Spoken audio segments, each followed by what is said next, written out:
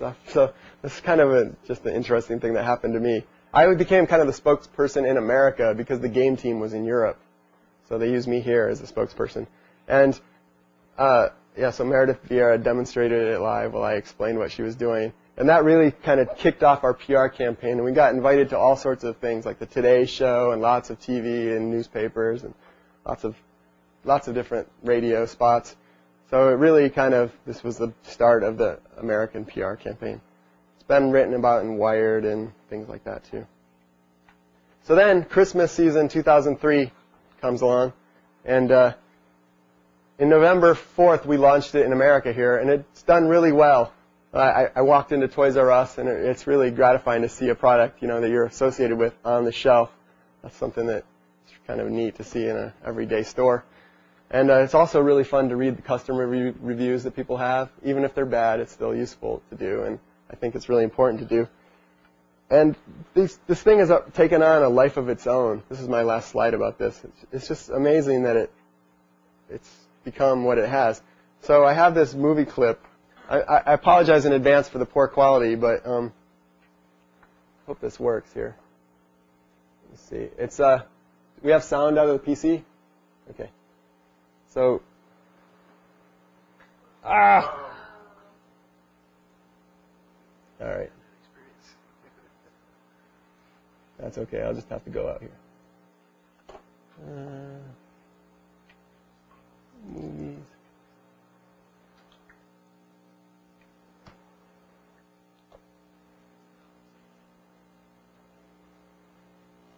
We don't have sound.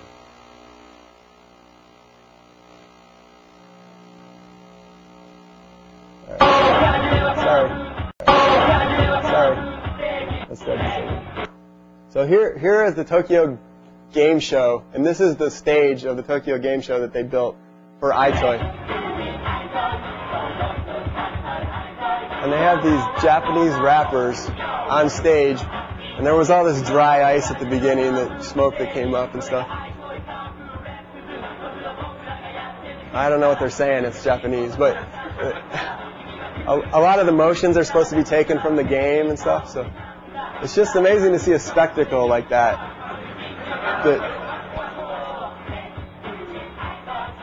All I know is let's do the EyeToy part of it. So that kind of brings it full circle, and that's back. Now we're back to the product. Oh, how do you do that? I'm gonna blow it.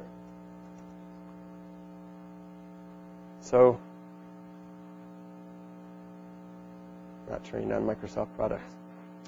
So what is EyeToy's future? Well, Europe is going to make lots of games for EyeToy. There's no doubt it's been very successful for them. And third parties are already starting to make games for EyeToy now. Now that it's been so successful, it's easy for them to justify. Even though they wanted to do it before, they couldn't really do it. That's just the fact of life. I also believe a camera and a microphone are just going to become really integral parts of the platform, the console platforms from now on. They're just another input device, really, and the input device is really one of the things that's limiting the interaction with the console now. The graphics have become so great, but the input has been kind of stayed the same for a lot of years. I think there's a lot of new entertainment genres that are going to happen because of these new interface capabilities we're going to have,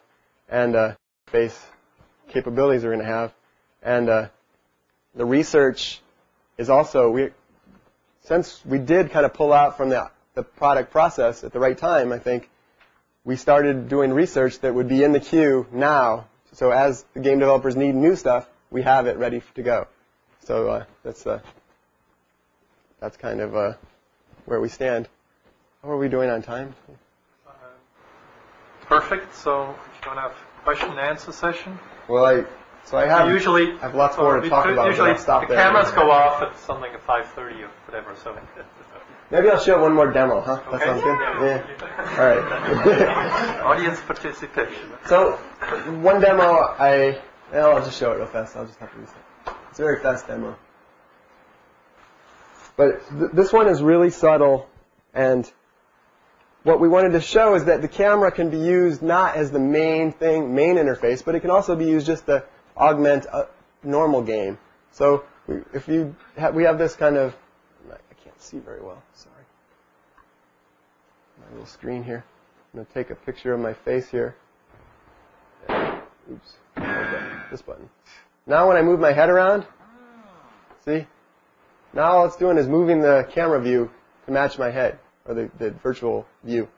And if you imagine now kind of a first-person game, and I can kind of duck around the corner. So this is just a normal game. I'm playing it with the controller, but this little thing I've enabled, just this little bit. People already do this anyways when they want to duck around the corner. They use a stick, but they lean like that. So now, and actually this particular controller, it's always mapped to some weird button. It's called the strafe feature. So, now I can go over here, hide behind this. And you can duck, you can look up. You can imagine a table. So this is just another kind of thing we wanted to show them, that they could make a game that just uses it if you have it. It doesn't need it, but if you have it, you could add that little feature in. So a lot of people are saying, but not all games can be the ones where you're doing this kind of stuff. Well, they don't need to be. You can keep a regular game and just add it where you need it. Once the camera's out there and prevalent, then a lot of new things will be enabled. Other things people are going to use the camera for, like taking your face and making a texture of it, and then maybe you'll be the pitcher on the baseball game. So you can look, people already give themselves the name. They put their own name in over the pitcher's name. Now you'll have, your face, but it'll be a 100-mile-an-hour fastball. So, last demo I'd like to show. This demonstration was just shown at SIGGRAPH 2003, and we had a summer intern, and he made this demo in 2 months. So we gave him the technology bits. He's a Stanford grad student, actually. I don't know if he's here. Chris Hauser. But he made this demo in 2 months. And what we said is, here's this technology. Here's the renderer, kind of like OpenGL-ish kind of thing. And said, make a game that would be fun to show people. And so our focus is really real-time motion capture. That's our next big area that we're working on. And so with this camera, we're kind of limited in what we can do. But at the same exhibit, we showed if you had a 3D camera, what you could do. So we wanted to show kind of the past, the old EyeToy games, current technology, which is what I'm about to show you, the old EyeToy games, current technology, which is what I'm about to show you, and then like in the future, if you had a 3D camera, all the things you could do there. So we had all that in one little exhibit. And so this is going to take me a second here. I'm going to have to go up here, load the settings. Okay. Guess I better do it for real. I'm going to tell it to...